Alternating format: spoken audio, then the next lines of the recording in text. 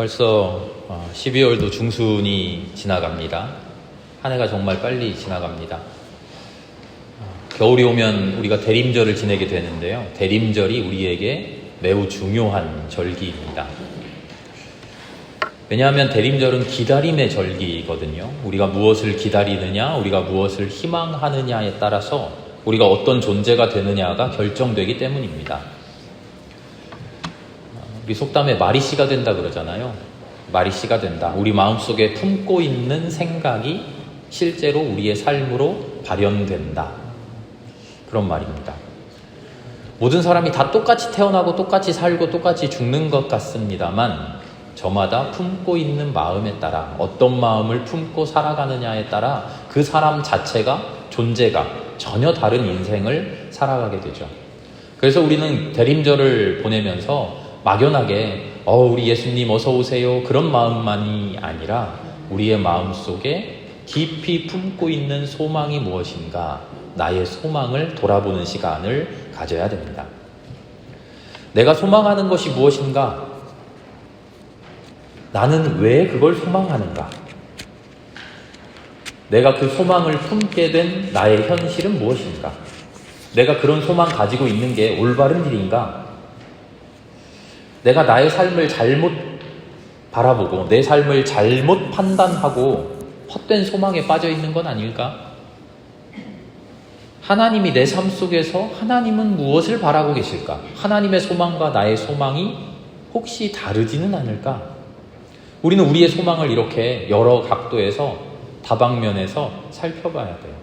단순히 내가 원하는 것이 이것인데 하나님 이거 들어주세요. 그런 간절함에만 매몰되어 있는 것이 아니라 내가 이걸 간절히 소망하고 있는데 나는 왜 그걸 소망하지? 내 마음의 깊은 곳을 돌아봐야 되는 거죠. 오늘 복음서의 말씀 속에서 우리는 사가랴라는 사람을 만났어요. 사가랴의 아내는 엘리사벳인데요. 이 부부는 나이가 많이 들어서 나이가 많이 들도록 아이가 없답니다. 어느 날 사가랴 앞에 갑자기 주님의 천사가 가브리엘이 나타나서 말씀합니다. 하나님이 너의 기도를 들어주셨다. 그래서 내 아내가 아들을 낳게 될 것이다. 그 이름을 요한이라고 지어라. 그 아들은 엘리야 같은 큰 인물이 될 것이다. 얼마나 복된 소식이에요. 요즘도 그렇습니다만 아이를 갖는다고 하는 것은 이 옛날 시절에는요 최고의 복이에요. 아이를 못 갖는다고 하는 것이 최고의 저주랄까요? 최고의 슬픔이었죠. 이 부부는 매우 기뻐하며 하나님을 찬양했을 것입니다. 그런데 문제가 하나 생겼어요. 무슨 문제냐면 천사 가브리엘이 복된 소식만 준 것이 아니라 사가랴에게 벙어리가 되는 벌을 내려버립니다. 사가랴가 하나님의 말씀을 전적으로 믿지 못했다는 거예요. 의심했다는 거예요. 사가랴는 무엇을 믿지 못했을까요? 왜 복된 소식 앞에서 의심했을까요? 사가랴는 깜짝 놀랐어요. 천사의 이야기를 듣고요. 그리고 기뻤어요. 그런데 아무리 생각해도 아이를 갖는다는 게 믿어지지 않았어요. 불가능한 일이었어요. 이미 다 포기한 일이었어요. 그래서 그 불가능한 일이 이루어질 수 있을까요? 하고 반문한 거죠. 우리는 이 이야기를 읽으면서 사가랴가 의심한 게 뭘까 생각해보면 그래 사가랴는 어떻게 아이를 가질 수 있겠어 그런 의심을 했다고 생각합니다. 문맥상 내용상 맞죠? 사가랴의 의심의 핵심은요 그런데 그게 아니에요. 어떻게 아이를 가질 수 있을까? 어떻게 거기에 방점이 찍혀 있어요. 안 되는 일도 하시는구나. 하나님은 기적도 만들어내시는구나. 하나님 참 능력이 대단하시다. 하나님의 능력 이야기일까요? 하나님의 기적 이야기일까요? 아니에요. 사가랴는 자신의 소망에 집중한 나머지 천사가 전해준 이야기 속에 들어있는 하나님의 소원을 발견하지 못해요.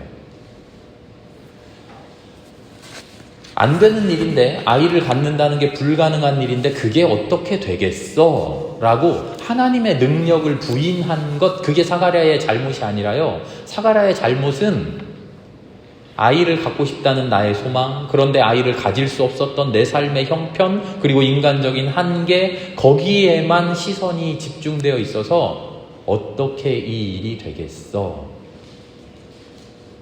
그 이야기 속에 숨어있는 하나님의 소원, 하나님 왜 굳이 안 되는 일을 되게 하셔서 아이를 주시는가? 왜 안 되는 일을, 기적을 베풀어서 나에게 아이를 있게 하시는가? 하나님의 계획이 뭐지? 그거를 생각을 못한 거예요.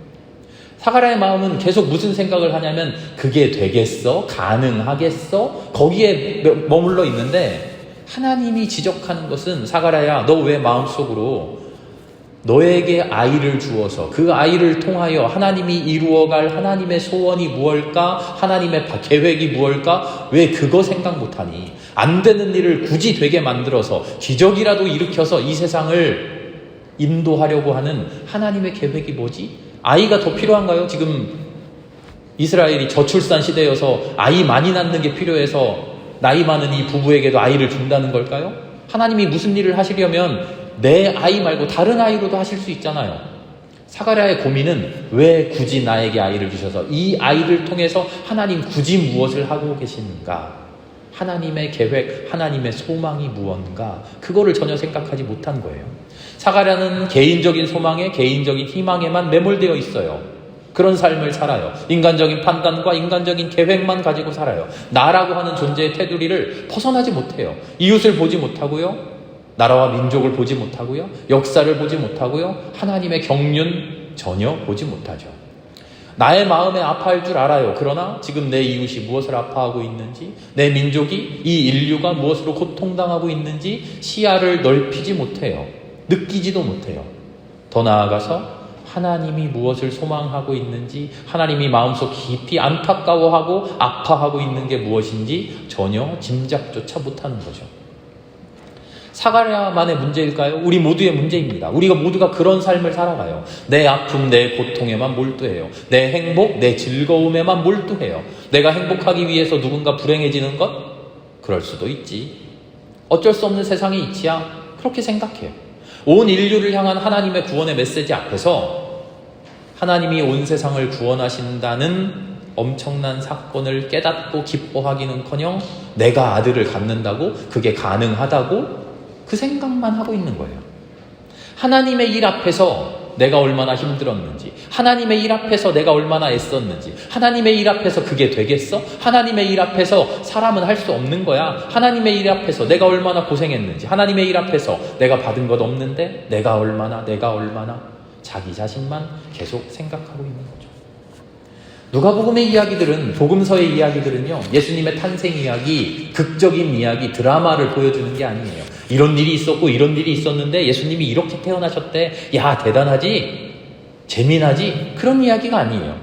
예수님의 탄생을 기다리고 있는 사람들의 마음의 상태를 폭로하고 있는 거예요.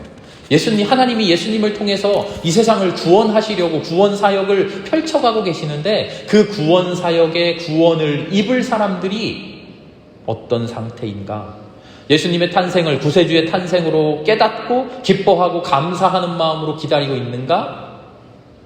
구세주의 탄생에 벅차고 즐거워하면서 하나님께 영광 돌리고 있는가? 아니, 내 코앞에 닥친 내 일이 어떻게 해결되는가? 그것만 들여다보고 있다는 것을 폭로하고 있는 거예요. 하나님의 구원 앞에서 그게 되겠어? 하나님의 구원 앞에서 내 삶이 이런데, 하나님의 구원 앞에서 내 생각이 이런데, 하나님의 구원 앞에서 내 계획이 이런데, 하나님의 구원 앞에서 내 마음이 이런데, 내 자식 태어나는 일만 생각하고, 내 식구 아픈 일 생각하고, 내 자식 시험 잘 봐야지, 내 직장 문제, 내 집 문제, 내 먹고 살 문제 어떻게 해결될까? 하늘에는 영광, 땅에는 평화라고 천사들이 외치고 있어요. 그런데 정작 사람들은 이상한 말이구나 라고 생각했다고 그래요. 2장 18절의 말씀이에요. 지금 우리는 모두 평화가 이상하고 영광이 의아한 사람들에 불과해요.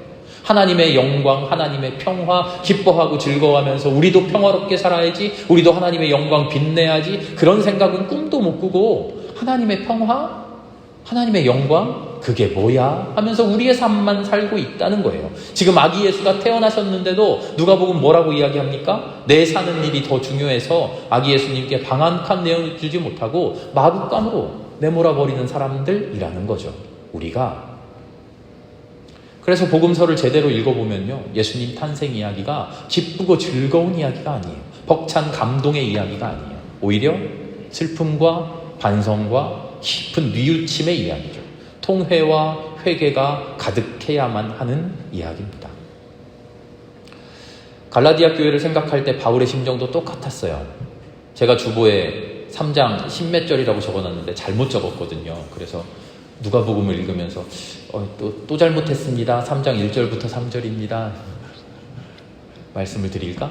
누가복음만 읽을까? 하고 있는데 우리 반주자님이 제 마음을 어떻게 알고 누가복음에서 딱 그만두셨어요.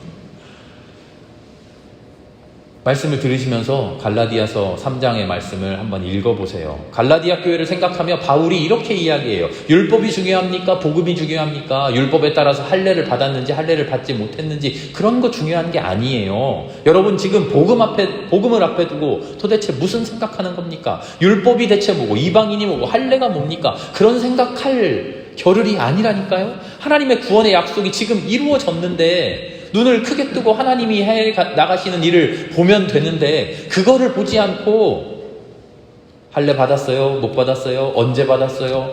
그런 이야기 하고 있다고요. 혈통서 가지고 와봐요. 유대인입니까? 아닙니까? 그런 이야기 하고 있다고요. 그거 하면 상관없다고요. 하나님이 이 땅에서 우리가 우리의 눈으로 이게 될 일입니까? 안 될 일입니까? 어떻게 아이를 가질 수 있습니까? 내 나이가 몇인데?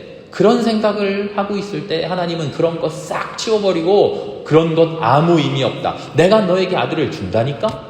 내가 너희에게 구원을 준다니까? 모든 생각들, 모든 인간적인 판단들, 인간적인 구원, 인간적인 생각들 싹 치워버리고 내가 너에게 주는 구원에 집중해라 말씀하신다는 거예요. 바울이 지금 그것을 깨닫고 갈라디아 교인들에게 눈물로 호소하고 있는 거예요. 구원 안으로 들어오면 여지껏 생각했던 유대인이니 이방인이니 할례 받았느니 할례 못 받았느니 율법을 얼마나 잘 지켰느니 그래서 너는 깨끗하니 그래서 너는 더러우니 그런 이야기 다 필요 없다고요. 하나님 안에서 가득한 은총 누려가면 된다고요. 바울이 이야기하는 율법이 뭡니까? 인간적인 판단의 세계예요. 바울이 전해주는 복음은 뭡니까? 그리스도의 세계죠.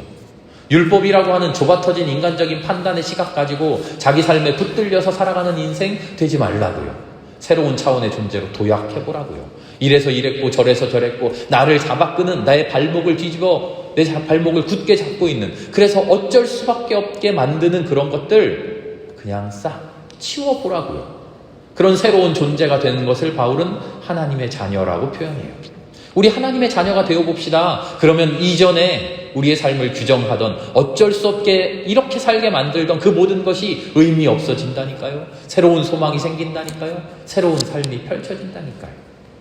헛된 소망을 내버릴 수 있게 된다니까요. 소망하지도 못하던 엄청난 것들이 내 눈에 들어온다니까요. 예레미야에게 말씀하시잖아요. 너는 내게 부르짖으라. 나는 네가 알지 못하는 크고 비밀한 것을 너에게 보여주겠다. 그냥 주여 주여 하라는 게 아니에요.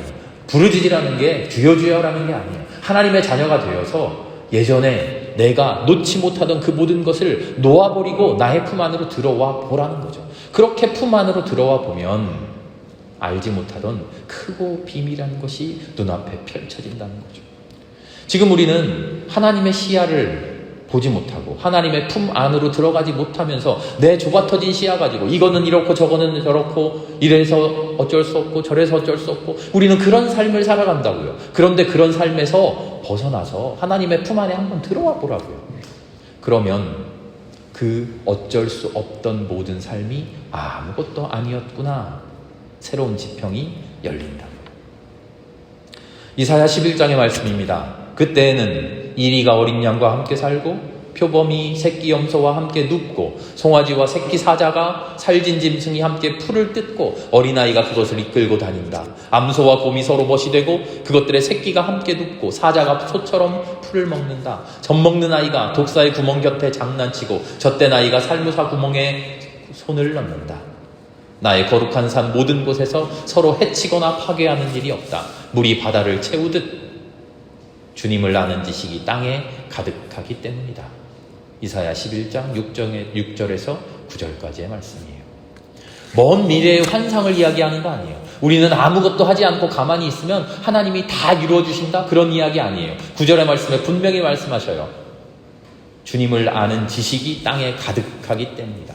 주님을 아는 사람만이 이런 삶을 살 수 있다고요. 주님의 품 안에 안겨서 주님의 구원을 체험한 사람만이 이런 삶을 살 수 있다고요. 내 삶 속에 하나님이 아들을 주신다. 하나님의 아들을 탄생시켜 주신다. 그 아들 믿고 우리도 하나님의 아들로 하나님의 딸로 탄생하자 하는 그 복된 소식을 듣고 주님 곁으로 오는 사람만이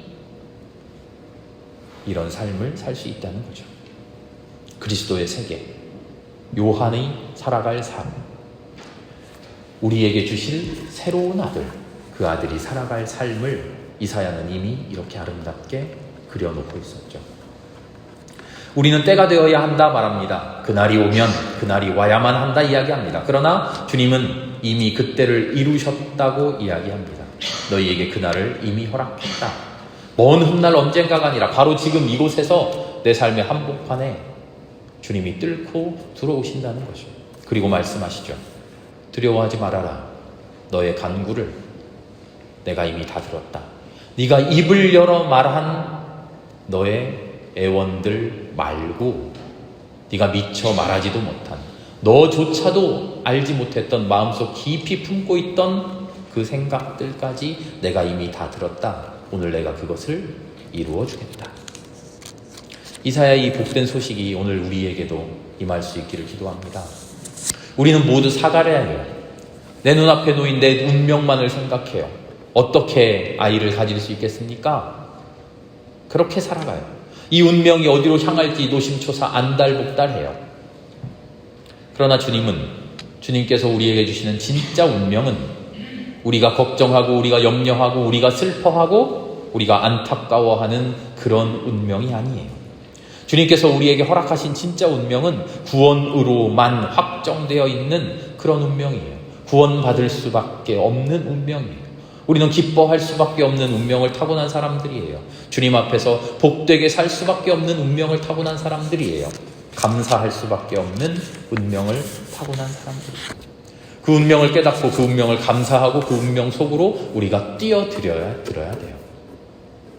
운명은 우리가 가만히 있어도 그냥 이루어지는 게 아니라 우리가 그 운명 속으로 뛰어들고 그 운명을 살아갈 때 우리가 그 운명을 살게 되죠. 그게 오늘 대림절에 우리에게 임하는 주님의 명령입니다. 그러나 끝까지 풀리지 않은 문제는 남아 있습니다. 내 삶 속에서 나를 괴롭히는 구체적인 삶의 문제들이 있는데 이 문제들은 어떻게 해야 됩니까? 하나님의 구원에 감사하는 삶 좋습니다. 아름답죠. 그런데 내 문제를 보지 않고 이웃의 문제를 보고 나라와 민족의 문제를 걱정하고 역사의 문제를 고민하는 거 좋습니다. 그러나 정작 내 삶의 구체적인 것들이 풀리지 않을 때 하나님의 뜻도 구원도 역사고 미래고 그런 거 다 의미 없는 거 아닙니까? 내가 지금 괴로워하는 거, 내가 지금 아파하는 것, 그게 풀리지 않으면 다 의미 없는 거 아닙니까? 내 코앞에 닥친 내 일이 해결되지 않는데 구원이 무슨 의미가 있습니까? 내 자식 태어나는 일, 내 식구 아픈 일, 직장 문제, 집 문제, 먹고 사는 문제, 그런 거 걱정하지 말라고 했지만 이런 문제를 떠난 구원이 도대체 있기나 합니까? 맞아요. 그런 구원은 없어요. 내 삶의 구체적인 일을 떠나 있는 그런 추상적인 구원 없어요. 그래서 설교 말씀도 하면서 우리가 하나님의 이야기를 나누면서 내 삶의 구체적인 일들, 내 삶의 사소한 일들 그런 것 간구하지 말고 하나님의 뜻을 찾읍시다라고 이야기합니다만 우리의 삶의 자리로 돌아오면 우리는 어쩔 수 없이 내 삶의 자질구레한 일들을 거기에 매여 살아요.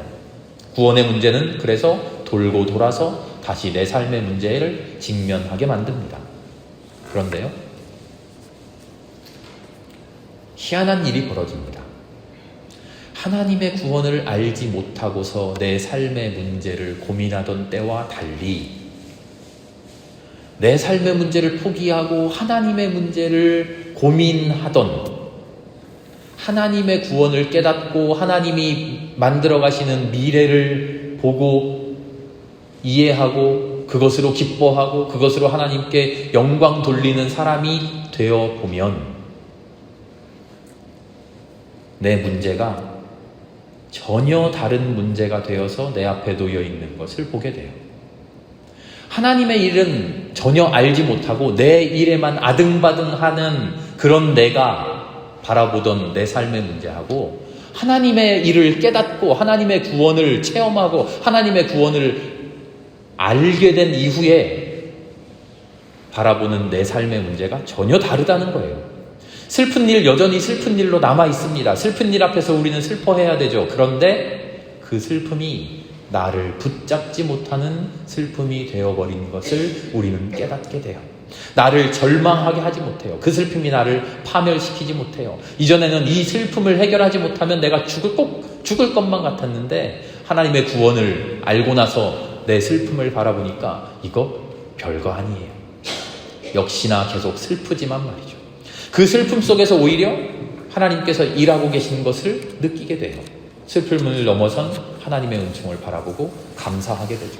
어려운 일 계속 남아있어요. 내가 원하는 대로, 내가 바라는 대로 짠 하고 풀리지 않아요. 여전히 어렵고 힘들게 내 삶을 붙들고 있어요. 주님의 십자가 고통이 가짜 고통이 아니라 온전한 진짜 고통이었던 것처럼 나의 고통도 온전한 고통으로 남아있어요. 그런데 십자가의 고통이 주님을 지배하지 못한 것처럼 내 삶의 고통도 나를 온전히 지배하지 못하는 고통이라는 것을 우리가 깨닫게 돼요.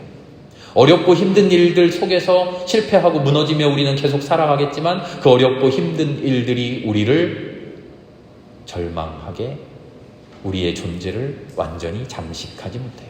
오히려 그 어려움 속에서 우리는 기쁘게 살아가죠. 그렇게 내 삶을 다시 보는 존재로 돌아서게 되죠. 그러면 이리와 어린 양이 함께 살고 사자와 송아지가 함께 풀을 뜯고 어린이가 독사의 굴에 손을 넣고 장난하는 게 그게 나랑 무슨 상관이야? 나는 지금 내 삶이 힘든데. 그랬던 내가 내 곁에 어린 양을 돌아볼 수 있게 되고 사자를 돌아보게 되고 독사의 굴을 살피게 되는 그런 나로 변해 있는 것을 경험하게 돼요. 지금 내가 힘든데 독사굴이 무슨 상관이냐라고 외쳤던 내가, 나와 상관없던 독사굴이 내가 보살펴야 되는 내 삶의 현장이 되어 있고, 내가 다스려야 될, 내가 책임져야 될 것 아니었던 어린 양이 내 품의 자식처럼 생각되는 것들을 경험하게 되죠. 그렇게 내 삶이 세상 모두와 하나 되는 것을 경험하게 됩니다. 물이 바다를 채우듯 주님을 아는 지식이 우리에게 가득해졌을 때의 일입니다. 우리는 그렇게 우리의 삶을 다시 슬퍼하며 안타까워하며 살아가게 됩니다. 하나님 앞에 다시 기도하며 살아가게 됩니다. 주여 이 일을 해결해 주십시오. 주여 우리를 불쌍히 여겨 주시옵소서. 주여 우리를 구원해 주시옵소서. 그러나 온 힘을 다해 내 삶을 힘써 살아가는 그 가운데 내 안에 일하고 계신 주님의 역사하심을 느끼고 내 안에 주님의 독생자를 계속 낳아주고 계시는 하나님을 경험하게 되죠. 다만 모든 것이 우리의 운명을 구원으로 확정지으신 주님께 맡기기만 하면 된다는 것을 우리는 알게 됩니다. 성탄절은 거룩한 분이 태어나서 성탄입니다. 그러나 우리가 거룩해지기 때문에 성탄이기도 합니다. 우리가 거룩하게 새로 태어날 수 있기 때문에 성탄입니다. 이전에 하나님과 상관없이 하늘의 영광, 이 땅의 평화, 그게 나랑 무슨 상관이냐? 내 삶이 이렇게 힘든데, 그리 외치며 살았던 우리가 하나님의 하늘의 영광과 이 땅의 평화를 나의 영광, 나의 평화로 삼으며 살아가는 그런 거룩한 사람들로 다시 태어나는 성탄 될 수 있기를 기도합니다. 함께 기도하겠습니다.